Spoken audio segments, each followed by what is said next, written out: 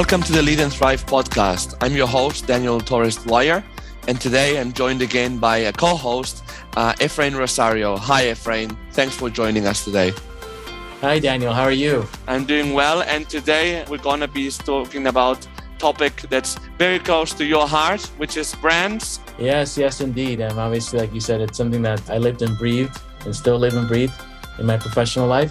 And I think it's a really interesting time to talk about, the power of branding and how it's evolving in these post-COVID times, particularly when you think about the fact that over half of consumers stated that they switched brands or they tried new brands during COVID. So all of a sudden, a lot of brand marketers have to be asking themselves, what do I need to do to build and maintain brand loyalty for my consumers in these post-COVID times? And actually, in order to address that, we have a guest who is a growth consultant who works with some of the top FMCG brands. He's worked with Diageo, private equity companies like Riverside, Heineken, Orangina Schweppes. His name is Filiberto Amati.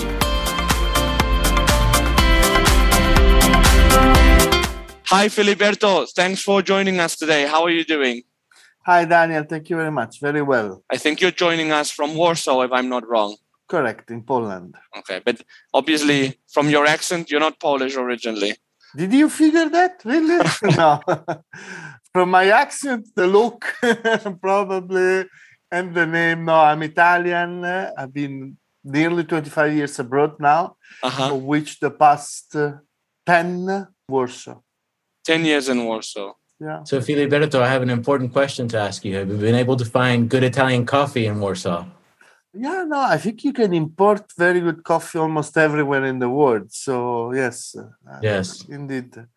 And there is actually a couple of coffee places where they have, the very traditional espresso machine, the one you have to put pressure on, not the one you push the button. Yeah. And so the combination is quite good. Can't complain. Great.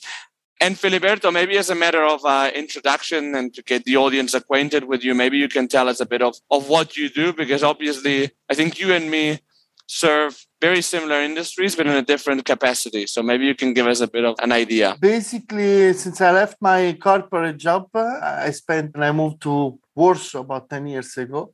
I started working as an advisor and as a consultant for companies, mostly consumer companies, food and beverages, wines and spirits, and advise them on growth challenges. So from a branding point of view, from an innovation point of view, and of course, from a commercial launch, let's say, point of view, both locally and mostly at international level. Mm-hmm. And what kind, I don't know if you can give us maybe like a bit of a more practical example of, because you refer to growth, like a more practical example of what you do hands-on. Well, there are a lot of things. So we could start from a branding point of view. We would look at a positioning, try to understand whether it's relevant, whether it needs to be refreshed, whether it's focusing on the right consumer insight. Brands need to be unique. So we audit the brand and we try to figure out whether it's strong and it's doing the work that the strategy wants the brand to do. Or sometimes, companies engage us and say, look, we have a great product. We want to launch it. We don't have a lot of money. How do we go about it? So we try to understand what are the right insight, the right channel, the right price positioning. We look at each market. Sometimes we even identify the right distributors if the company doesn't have a direct route to market in a specific marketplace. So that's the kind of work we do. And on the innovation side, of course, we don't work with technology per se. We help customers understand ecosystems, which are becoming more and more important, because nothing is that direct line simple any longer, especially when you think about digital technologies. But we do help them with ideation. We do help them with, let's say, coming up with ideas, business plans, future scenarios, where to invest, where not to invest, and so on and so forth.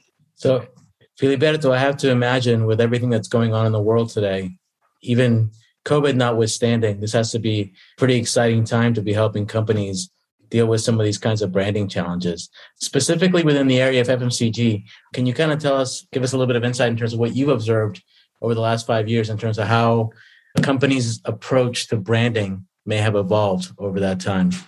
I think that's a very interesting question. It's not an easy question to answer because there are probably 3 stages to it, in the sense that the digitalization is creating a radical paradigm shift, should we say, into consumers. The notion of consumption occasion, it's completely irrelevant at this stage, at this point in time. And so consumers are becoming more and more purpose-led, more and more focused on sustainability, and we can discuss about that later. But also I think that the COVID created also an acceleration of certain weak signals, which made the brands rethink about their supply chain. And so if you mix all together, there is from resilience to purpose building to trying to be relevant to shifting drastically to new types of businesses towards subscription type of businesses, e-commerce, and so on and so forth. The past 5 years have been not one, but probably several revolutions to what the traditional business model of fast moving was, in terms of business model, in terms of branding approach, in terms of innovation, because they are all intertwined, to be honest with you. Yeah, I imagine that when you mentioned consumption occasions, and we spent a lot of time thinking through what the relevant occasions were, identifying those and understanding those better at Coca-Cola. But to your point, I think that that's definitely expanded in terms of thinking about them in a more contextual sort of way, as opposed to being very static, used to maybe 5 or longer years ago. What has changed is that the notion of category itself doesn't exist, from a consumer point of view, was less relevant always. It was more, the retailer and more the manufacturer. But from manufacturer and retailer point of view, almost doesn't exist any longer. So you saw basically about 7 years ago, the Coca-Cola of this world were very concerned about their sugar content, and they were looking at more organic and less sugary alternative as a threat, suddenly lost volumes to low alcoholic beers. And they were like stunned. They couldn't understand what was going on, because their idea of category and consumption occasion was limited to non-alcoholic beverages, but consumers don't think like that any longer. And now you have beers which are competing with the Coca-Colas and the Pepsi of this world. You have hard iced teas, hard seltzers, non-alcoholic spirits. And so that notion of category has changed. And at the same time, consumers, because of technology, can switch back and forth between home and work, play and commute at any given time of the day. So that structure of occasions, which was, by the way, the TV model of advertising, every time, prime time. There is no more prime time. Netflix has killed prime time. You can watch your movies, your TV series, whenever you want. You can rewatch your soccer on the go. You don't have to be at home. You don't have to be in a pub. So technology has enabled a different type of consumption. And at the same time, retailers, manufacturers, the trade have blurred those boundaries. And so the notion of, for example, an important beer consumption occasion was always hanging out together. We can hang out together online, each one of us with their own drink.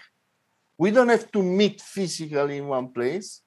So the whole notion of occasion is completely blurred, and that makes it difficult for certain players and for brands who are actually less strong, because they were relying on certain characteristics of the occasion and of the channel to meet consumers. Now they can't. Yeah, I certainly agree with you. I think, like you said, a lot of boundaries have been blurred, whether it be by channel or by category. And it certainly has opened us up to a lot of competition across, will probably be called previously standalone categories that only really had to compete with their direct competitors, for sure. I think actually that's a great segue to one of the other things you mentioned, which is talking about brands evolving more into more of a purpose-led mindset. Can you talk a little bit more about that in terms of what you've observed? Yeah, basically, of course, there is, when we talk about purpose-led brands and purpose branding, there is a fashion side, which is, it's alla moda, as we see in Italy. Everybody's following it. But the truth of the matter is that if you, in these cases, I always go back to the consumers. Okay, if you look at Gen Z, Gen X, Gen Y, more and more of these consumers, which, by the way, 5 years from now, they're going to be the leading driving force beyond boomers in consumption. More and more of these consumers make their basket of choice criteria based on whether they share the same values with the brand. It's funny because, a lot of political analysis takes from, consumer research at consumption level and share the values with the brand. It's something that, consumer researchers have imported from the political side. And this is actually, probably a different topic, but consumers want to make sure that you are sustainable, that you care about the causes they care.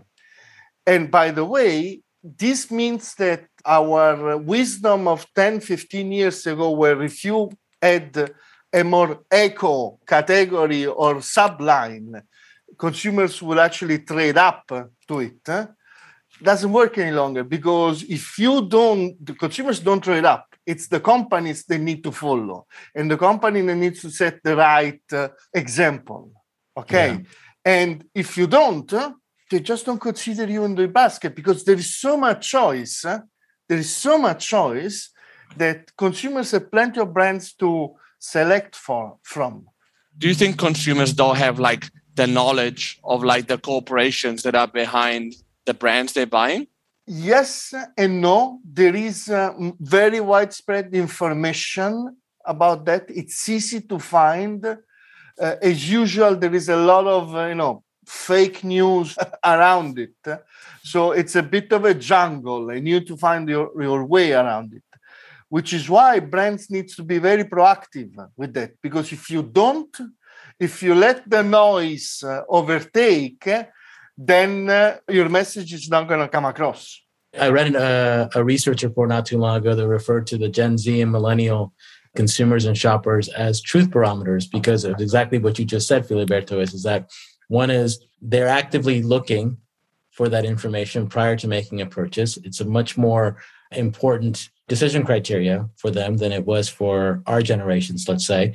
And they're also really good at spotting BS. They're good at spotting people who are just saying they're doing these things, but there's actually no substance to the claim. So they're very astute in regards to finding people who are going to be guilty of greenwashing, as they say. Yeah, absolutely. And by the way, my 8-year-old son did an audit of all spreads and marmalades and chocolate spreads in the house and said, they all contain palm oil. Don't buy them any longer. Good for him. So these guys are, and it's just something that he didn't learn from me, by the way. Yeah. So are you sure? Yeah, definitely. So there is an aspect of they are my 8 years old is just an example, but when you take the older ones, even better, they're very proactive. So that changes the marketing game drastically, because at the end of the day, even with social media, a lot of the marketing game has always been, you're there, I'm going to hit you with advertising. And I am the best, I am the cheapest, I am the funnest, I am the most relevant, but there are claims. Now brands need to live, to their image. They need to live to their image. There is no BS around it. They need to be true to themselves. because consumers find out and they respond, by the way, because social media works two ways. So it is changing the way the communication develops and the brand building So develops. are we seeing these, like obviously the thing about purpose behind the brand that we're talking about has been happening for quite some time, at least a good 4 or 5 years, no? Correct me if I'm wrong. The incipit to it was Kotler with the sustainable imperative 10 years ago, and also a lot of the research that Simon Sinek did with the why at corporate level that then ended up happening more at brand level as well. So 10, 15 probably. Got it. Because then we have that, and then we have what you said about categories basically blurring and products going from one category to another and competing across categories that will probably have to consider the same category in the future, I guess. So these two processes, are they happening in parallel, or is it one that is leading to another? What's the type of timeline there? They are happening independently, having a strong purpose. Actually, it's very useful in a blurred category. It's a bit of the light in the fog type of example that helps consumers and guides consumers. Okay. When there is confusion and consumers understand and know a brand, they know that brand can help them unwrapping a bit of the confusion. So a strong purpose-led brand in a VUCA world, in a blurred world, it's very useful.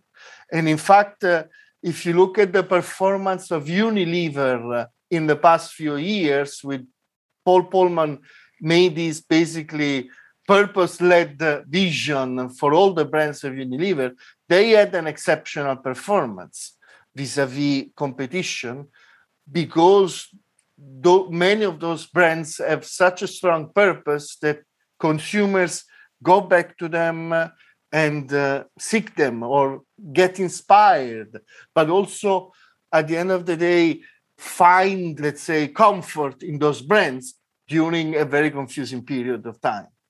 Yeah, I would say that I think that I'm glad you mentioned Unilever because I think they're a great example of a portfolio or a house of brands that understand what their brands stand for, what's underlying their brand equity, their brand image. And, it's really difficult for consumers to understand that if you yourself don't know it. So I think they've done a great job of being able to articulate that in a very thoughtful sort of way. And hopefully they've set an example and have the results to prove it for other brands to continue to follow suit. Yeah, I agree.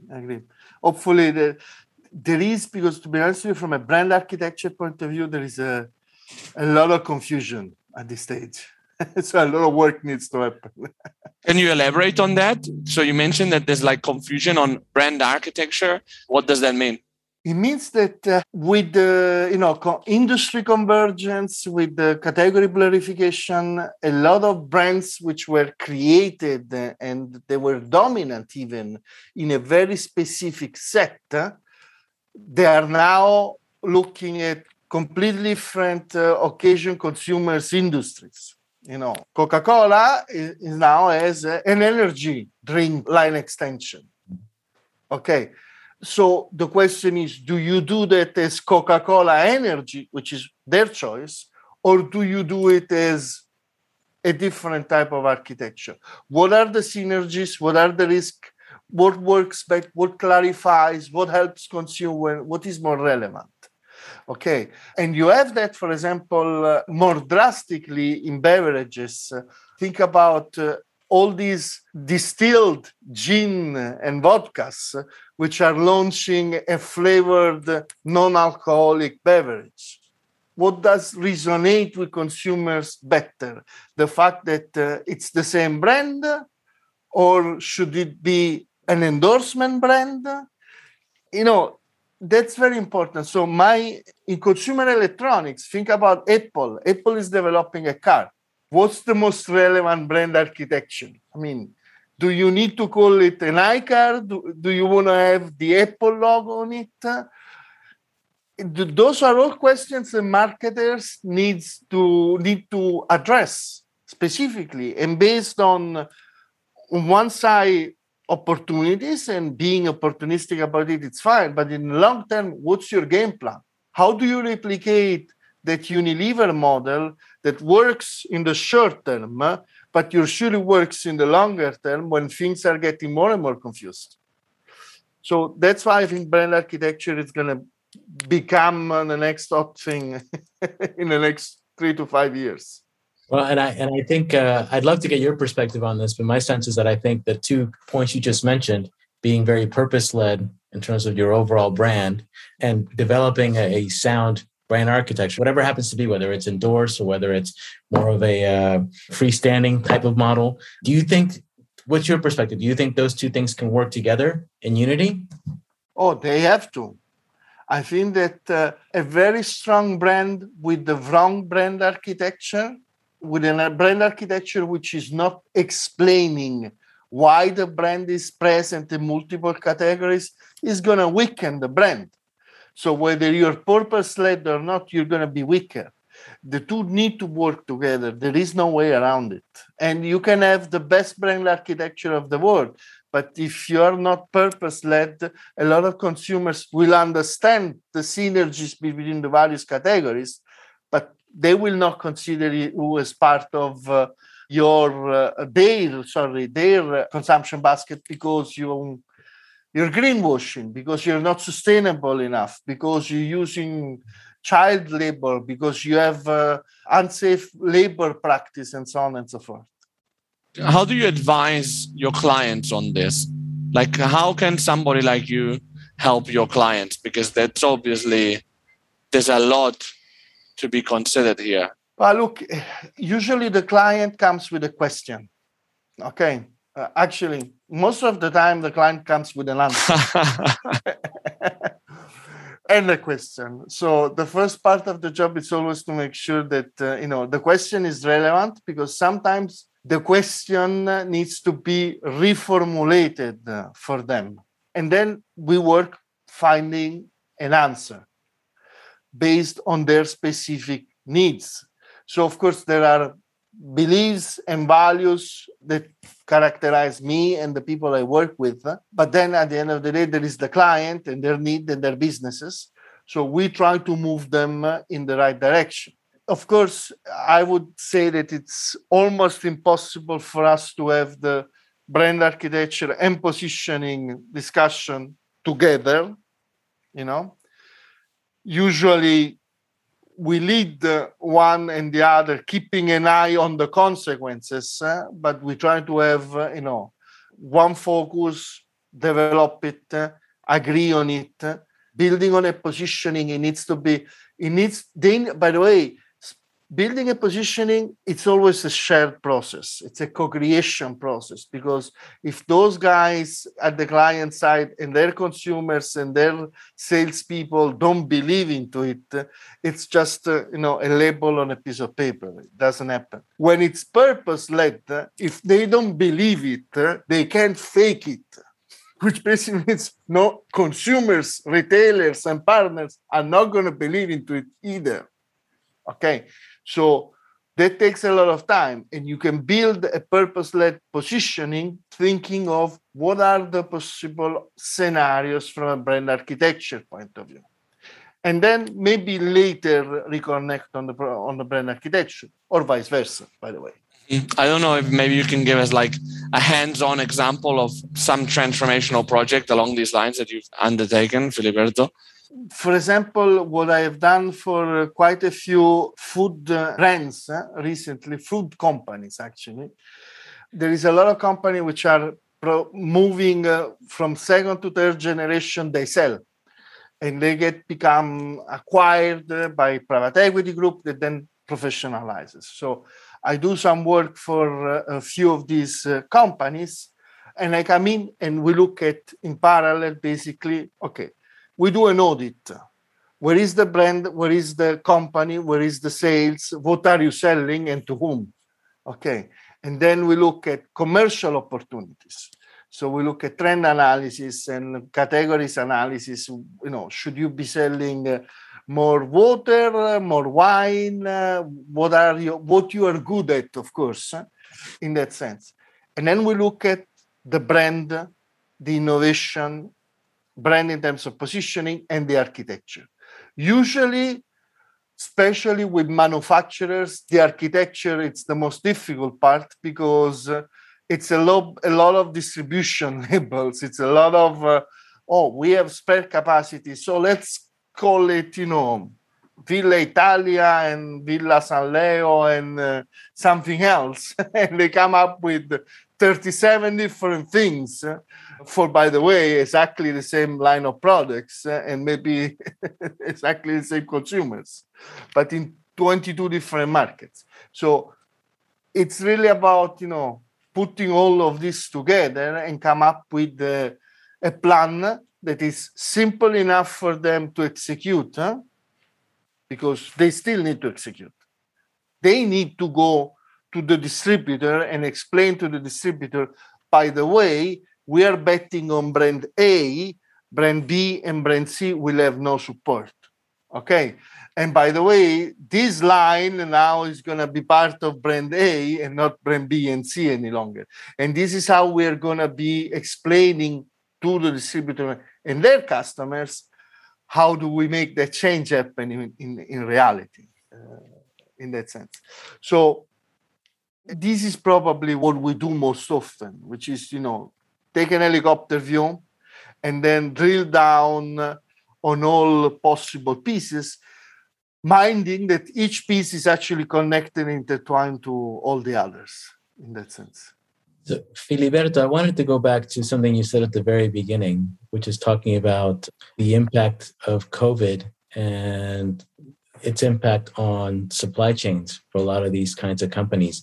Can you talk a little bit just more about generally what you've seen in terms of the impact of COVID that it's had on your clients, whether it's be with regards to the relationships with their distributors and obviously the impact on the supply chain, but also has that made the work that you do with them on brand positioning and brand architecture, has that made that more of a priority or has that become a lesser priority in comparison to their operations? All over the sudden with COVID, business model innovation became a priority for everybody. When you have 3 channels and one it's shut down, you need to figure out how do you go and how do you get to the consumers you don't get to usually. And of course, how do you do that while still building a relevant brand? Because everybody can sell on Amazon, by the way. It's not very difficult. And the question is, selling it on Amazon with those prices, first of all, economic for you, and does it help building the equity that you want? And by the way, how does it feel in competition with your other channels? What does it mean for your pricing in general, for example? So innovation became super important. We did a lot of work on subscription model, for example, on direct to consumers model, where of course we needed to create an environment, a context for selling product, which is the transactional part, but also engaging consumers and coming back, because you're not going to get a subscription for, chocolate just like that, because now it's available. And if you do, you want to make sure that consumers after 2 months don't unsubscribe, they keep going, they don't cancel it. And so we needed to understand what consumers wanted in the specific moment, what made sense, what can we do for them in the medium to longer term, as well as, for example, for brands that rely on the on-premise, so on the HoReCa channel, creating opportunities of keep working with all the stakeholders, even though they were closed, and helping them out, by the way, with training, with opportunities in trying to work together, for example, on the last mile delivery with the Uber and the Globals of this world. So try to figure out ways to help them In fact, a lot of wines and spirits, by the way, did fantastic initiatives for bars all over the world, because they know that, when the bars is closed, a lot of those people actually make their money off tips. So the digital direction wouldn't help the people who work in that. So they come up with a lot of course, they were brand building exercises, but they were actually caring for the employees of the channel and the sector. And so we advised, one company on the kind of work they could be doing to help, to do some relief, do some training. We had an instance, a case of where we developed a training program where we would pay, bartenders to get trained. And of course, this is a very important investment for the company, but it's also establishing, I think, a relationship that goes back beyond what any traditional marketing effort. Yeah, definitely. And especially when, I guess that you're talking about a spirits company. Spirits companies and other beverages. But when you're talking about on-trade, your endorsers are actually the barmen, no? So it's super important to have these people on board, I guess. They're the ones who actually decide whether you get listed or not. Yeah. As simple as that. So they're pretty strong influencers. Let's put it that way. They just happen to work. And by the way, they have their own dynamics, both at social level, at social media level, and there are feudas between bartenders, and then there is the Italians in London, the Italians in Barcelona, the Americans, the whole 9 yards. It's very complex ecosystem, but it's very fun to work with that, with that component of the trade. And I'm gonna ask you, Filiberto, if you can bring out your crystal ball. I know that you must have one somewhere around if you're able to advise companies for the future. How are brands gonna be evolving in the 5 years? Do you think that this blurification of categories is gonna continue? Do you think it's hit a stop? I don't know. For example, one thing that I saw happening that I think could have a lot of potential is having consumer brands present in fashion. I don't know if you heard about Lidl doing their own Lidl shoes and Lidl clothes, and they were a massive success. So will we see more of that, or is that not going to happen? I think, so blurification is not stopping. And as when we talk about Industry 4.0, non-adjacent convergence, it's happening. Healthcare, automotive, and resorts are all moving in the same direction, regardless. So that's for sure.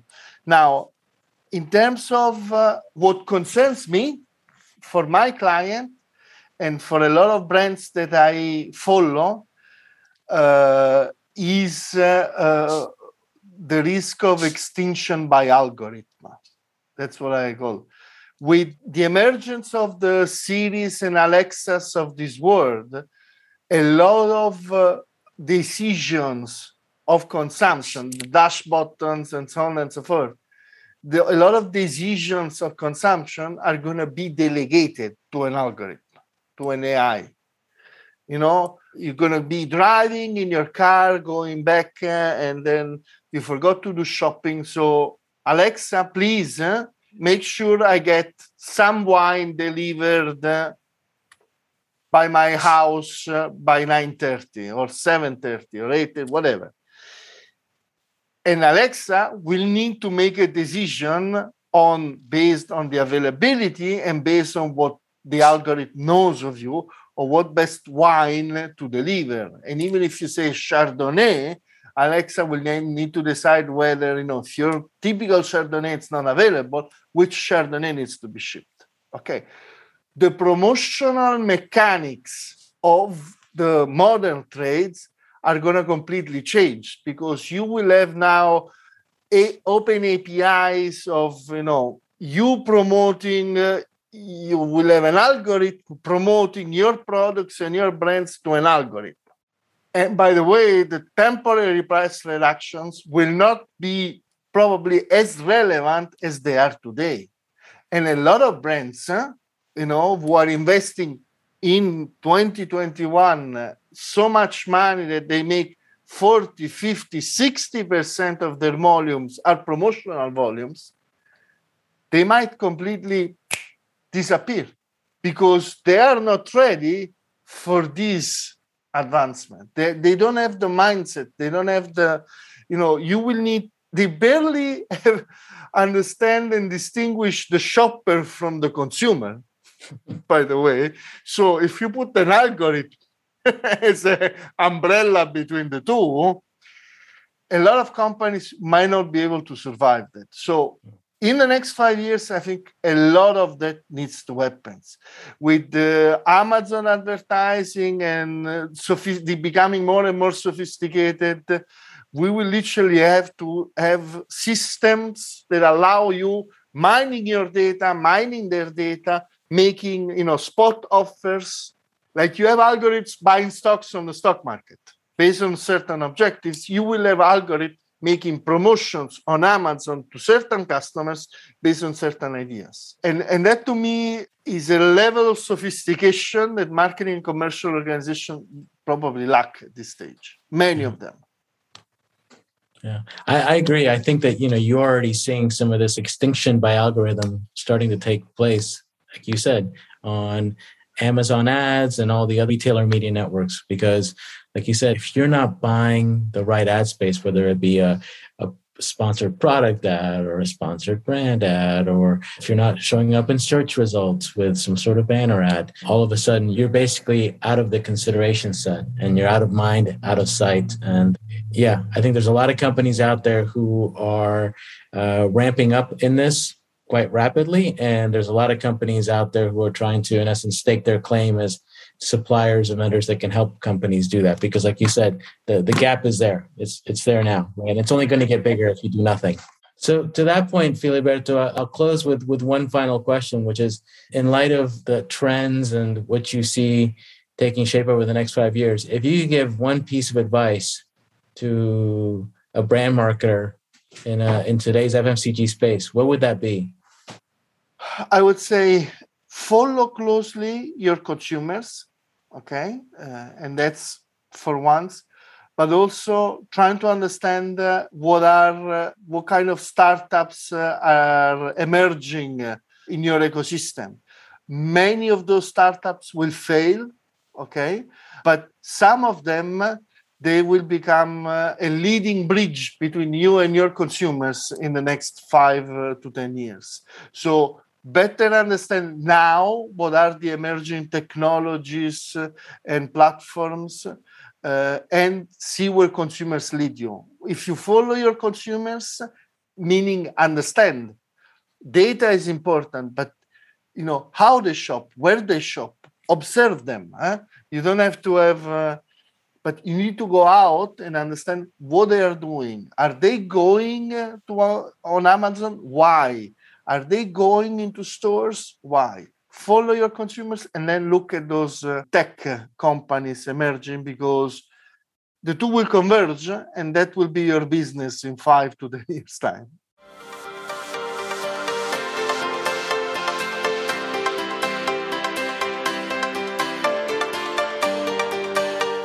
This was Filiberto Amati, growth consultant. Efrain, any key takeaways from this topic that as we said, is very close to your heart? Yeah, absolutely. I think we got a lot from our discussion with Filiberto. 2 key takeaways from my end. First, the importance of consumer understanding and really kind of thinking about how do you make sure that you keep that at the core of your business strategy. And then secondly, I really love how he talked about how purpose-led marketing and brand architecture can really work hand in hand to, and ultimately, in essence, future-proof your brand as we look at the growth in the coming years. Yeah, no, I agree. My other takeaway that I haven't resolved yet is if we'll see other promotions like Lidl making clothes with their own brand in the future. But that's probably for another episode. And to our audience, thanks so much for joining us again. Remember, you can find us on your favorite podcast supplier. And do remember to share with your network in consumer goods and retail. This is an open forum for the industry. So if you have any suggestions, any feedback, or you would like to be a host or suggest a host, you're more than welcome to get in touch with either Efrain or myself. Till the next time.